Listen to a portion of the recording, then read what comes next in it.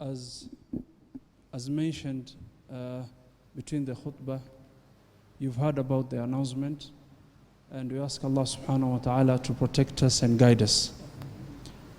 Few guidelines with regards to the coronavirus when you look at it from the Islamic perspective. First thing, as a Muslim, you're supposed to believe in qadr. قُلْ لَن يُصِيبَنَا إِلَّا مَا كَتَبَ اللَّهُ لَنَا. Nothing will happen to you unless Allah has decreed. مَا شَاءَ كَانَ مَا لَمْ يَشَاء لَمْ يَكُنْ. Whatever Allah wants will happen to you. If Allah doesn't want it, it will never happen to you. So there is no need to panic, and we should believe in qadr. That's the first advice. Secondly, when it comes to these type of issues, whenever they rise up, there are specific du'as that we're supposed to make and adhkar. For example, every morning if you say Bismillahi alladhi la yadurru ma'asmihi shay'un fil ardi wala fis sama'i wa huwa as-sami'ul alim. You say 3 times Bismillahi alladhi la yadurru ma'asmihi shay'un fil ardi wala fis sama'i wa huwa as-sami'ul alim. You say the 3rd time Bismillahi alladhi la yadurru ma'asmihi shay'un fil ardi wala fis sama'i wa huwa as-sami'ul alim. You say 3 times in the morning, 3 times in the evening. Other than that, you make dua. You say, Allahumma inni a'udhu bika min al-barasi wal-junun wal-judham wa min sayyi al-asqam. We've been repeating this dua for almost 1 whole month.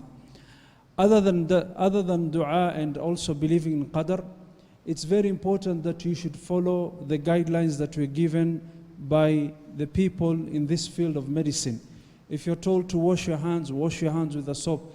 If you're told to keep distance from people, keep distance from people. And this is the guidelines of Rasulullah ﷺ. He taught us that whenever you hear that there is a plague somewhere, don't go.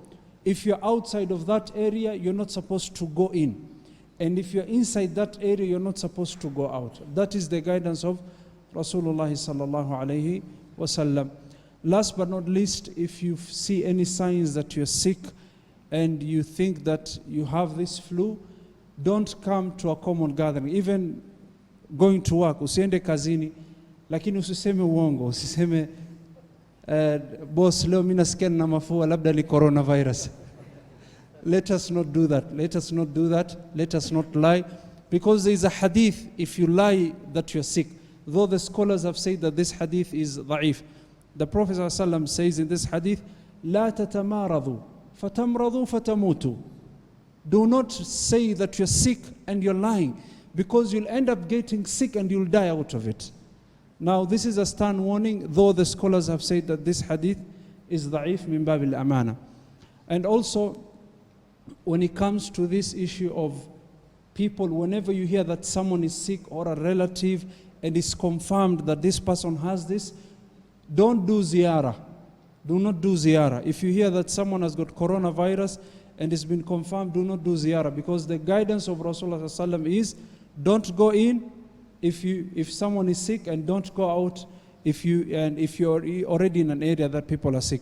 Last but not least, my beloved brothers and sisters, this is bala that has befell upon the ummah. Maybe some of you do not know, but today in the United States of America, people will not pray Jum'ah. They are not allowed. Not only that, and also in Norway and other countries, because gathering of people, if there are more than 50 people, is banned. Not only Salatul Jum'ah, even their sports activities, they've done that. And we as Muslims, we don't want to reach at that level whereby we will miss Jum'ah because of coronavirus. We ask Allah subhanahu wa ta'ala to guide us.